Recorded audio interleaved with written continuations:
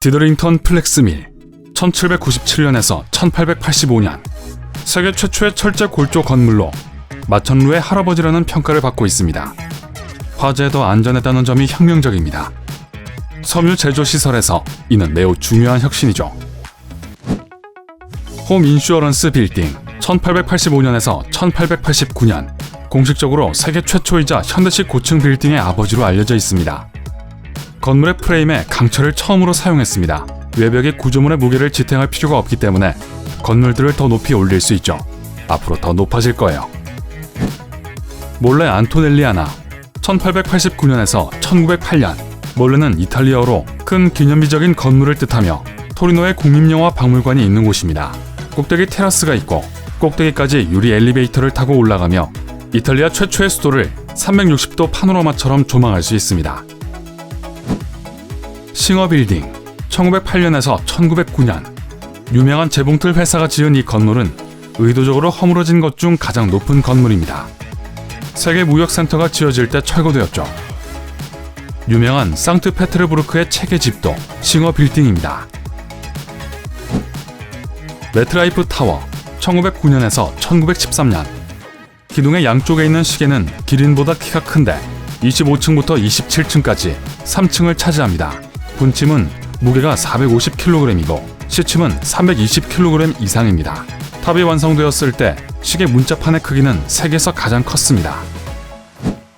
우러스 빌딩 1913년에서 1930년 이 건물을 의뢰한 사람은 자수성가한 백만장자 프랭크 우러스라는 사람으로 땅값과 건축비를 현금으로 지불했습니다. 오늘날로 따지면 거의 3억 4천만 달러에 달하는 돈이었죠. 이곳 최상층 펜트하우스 아파트의 값은 1억 1천만 달러고요. 맨해튼 트러스터 빌딩 1930년 하늘로의 경주 목록에 있는 다음의 건물은 마지막 순간에 건물을 더 높게 건축하도록 계획이 바뀌었죠. 이 건물은 완공된 직후인 4월부터 5월까지 한 달 동안 세계 기록을 보유했습니다. 하지만 그 후 크라이슬러 빌딩 1930년에서 1931년 이 건물은 11개월 동안 그 타이틀을 거머쥐었습니다. 이 건물은 300m를 넘은 최초의 건물입니다. 첨탑이 추가되지 않았다면 맨해튼 트러스터 빌딩보다 더 높지 않았을 것입니다. 이 건물도 다음에 등장할 건물보다 더 크길 바랐을 거예요. 엠파이어 스테이트 빌딩 1931년에서 1971년 하지만 건축가들은 크라이슬러가 첨탑을 추가했다는 소식을 듣고 이 건물을 더 높게 만들기로 결정했어요. 이 빌딩은 100층 이상을 보유한 첫 건물이었고 장장 40년 동안 가장 오래 기록을 유지했어요. 매우 빠르게 지어졌고 꼭대기에 대한 계획이 확정되기도 전에 첫 30층을 벌써 완성했었죠. 오리지널 원 월드 트레이드 센터 1971년에서 1973년 이 건물은 정말 거대했습니다. 4,000제곱미터 크기의 바다, 뉴욕에서 워싱턴 DC까지 인도를 지을 수 있을 만큼의 콘크리트, 그 부지에는 자체 우편번호까지 있었습니다. 맑은 날 올라가면 근처의 도시를 내려다볼 수 있을 정도였죠.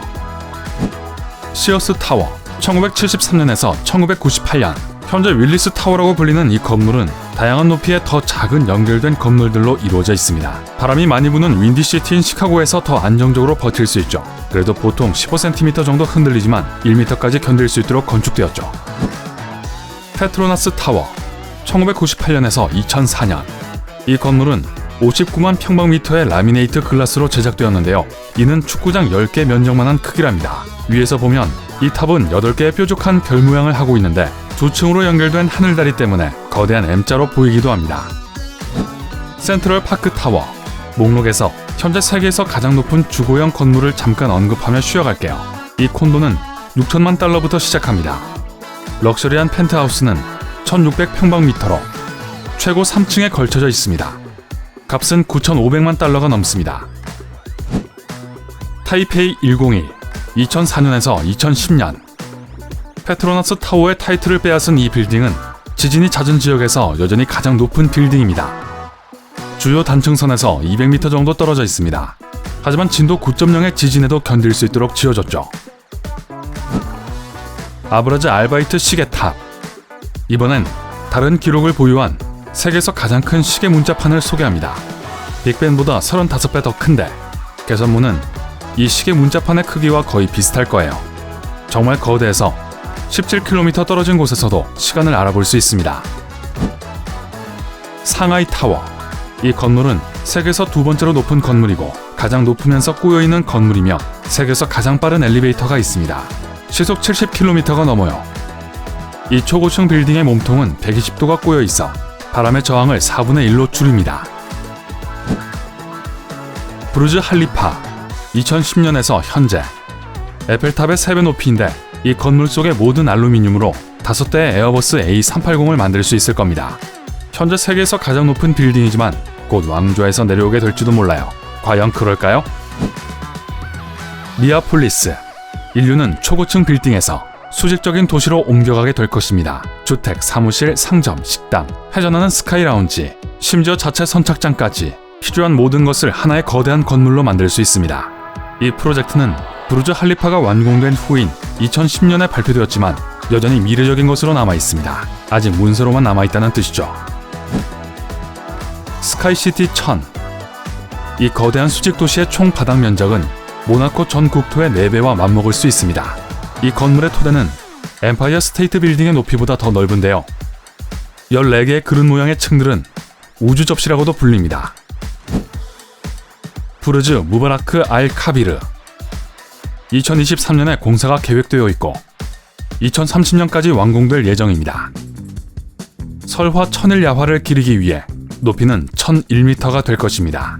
아마 3층 엘리베이터가 필요할 거예요. 제다 타워. 이 건물은 부르즈 할리파를 건축한 건축가가 디자인한 것입니다.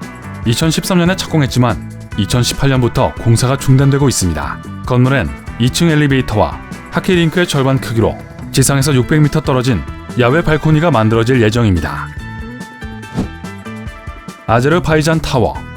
타이페이 101 2배 높이의 초고층 빌딩이 2011년에 계획되었고 2019년에 완공될 예정이었지만 아직 어떻게 되어가는지에 대한 공표는 없는 상태입니다.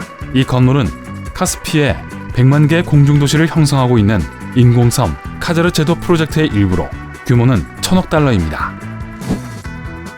바이오닉 타워. 10만 명이 거주할 수 있는 12개의 수직 거주 지역으로 구성된 초고층 빌딩입니다. 베이스 아일랜드는 지름이 1km 이상일 것입니다. 생물학적으로 영감을 받은 공학이라는 의미의 바이오닉 구조물은 가볍고 속이 빈 새 뼈에서 영감을 받았습니다. 1997년의 계획에 두 도시가 투자에 관심을 보였지만 현재 어떤 상태인지는 알 수 없습니다. 나킬 타워. 2003년에 계획되었고 2008년에 공사가 시작되었지만 2009년부터 현재까지 중단된 상태입니다. 자세히 보시면 하늘다리로 연결된 4개의 탑이 보일 거예요. 각각의 내부 탑은 빅벤을 가로놓을 수 있을 만큼 충분히 넓을 거예요. 고성능 엘리베이터를 이용하면 지상 1층에서 전망대까지 4분 만에 갈 수 있을 겁니다. 스카이 마일 타워. 본격적으로 1마일이 넘는 높이의 고층 건물들을 살펴보겠습니다. 부르즈 할리파의 2배 높이인 이 거대한 고층 건물은 5만 5천 명의 사람들을 수용할 수 있고 태양열, 풍력, 그리고 해조류 에너지를 사용할 것입니다. 육각형 모양은 흔들림을 줄여주죠. 밀레니엄 챌린지 타워. 세계에서 가장 높은 폭포인 엔젤 폭포의 2배 높이인 이 건물은 육각형의 초고층 건물입니다. 단, 디자인은 눈송이에서 영감을 받은 것입니다. 시미즈 메가시티 피라미드. 해조류의 힘으로 움직이는 이 거인은 기자의 대피라미드보다 14배나 더 크고 100만 명의 사람들을 수용할 수 있습니다. 오늘날 사용 가능한 재료와 방법을 사용하여 건축을 하기에는 너무 커요. 건축가들은 탄소 나노튜브와 같은 미래 기술로 건물을 지을 수 있기를 기대하고 있으며 완공 목표는 2110년입니다. 두바이 시티 타워. 이 건물은 정말 높아서 옆으로 눕힐 수 있다면 꼭대기까지 걷는데 36분이 걸릴 거예요. 빠른 엘리베이터로도 충분하지 않을 거예요. 수직 고속 열차가 대신할 겁니다. 전체 건물은 중심에 휘감기가 연결된 6개의 외부 건물로 이루어져 있을 것입니다. 울티마 타워. 킬리만자로 절반 정도의 높이로 바닥에 부르즈 할리파 2개를 눕히고도 공간이 남을 겁니다.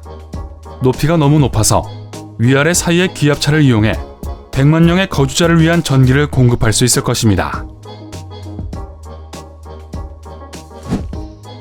엑스시드 4000. 시미즈 피라미드보다 2배 높은 에베레스트 산의 거의 절반 높이에서 이 건물의 꼭대기는 실제로 구름을 제칠 거예요. 300만 톤의 강철을 사용할 예정인데요. 금문교보다 3.5배는 더 무거울 거예요. 런치 루프. 엄밀히 말해 초고층 빌딩은 아니지만 거의 우주에 도달하는 높이의 인간이 만든 최초의 건축물이 될 거예요. 꼭대기까지 운전해서 가는 데는 1시간이 걸릴 거예요. 길이로는 LA에서 뉴욕까지 거리의 거의 절반이 될 거예요. 로켓 없이 우주 관광, 탐험, 식민지화를 위해 물체나 사람을 궤도로 발사하는 것이 건물의 목적입니다. 행운을 빌어요. 오늘 새로운 것을 배웠다면 이 영상에 좋아요를 주고 친구와 공유하세요. 여기 여러분이 좋아할 만한 다른 멋진 비디오들이 있습니다. 왼쪽 또는 오른쪽을 선택하고 삶의 밝은 면에 머무르세요.